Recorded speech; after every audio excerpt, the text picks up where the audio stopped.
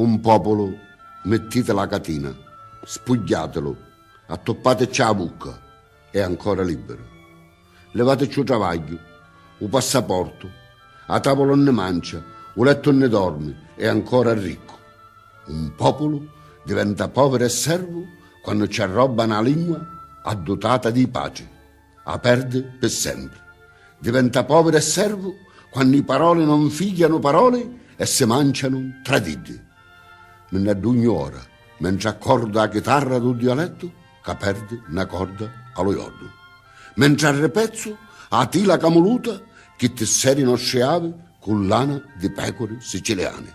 E sogno povero. Hai i denari e non li posso spendere, i gioielli e non li posso regalare. Un canto da gaggia con l'ale tagliate.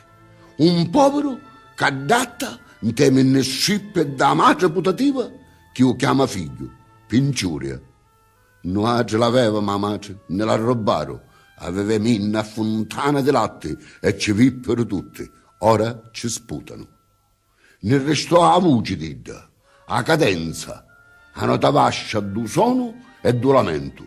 Chissi non ne possono rubare. Ne restò la somiglianza, l'andatura, i gesti, i lampi all'occhio. Chissi non ne possono rubare. Non ne possono rubare, ma restiamo poveri e orfani lo stesso.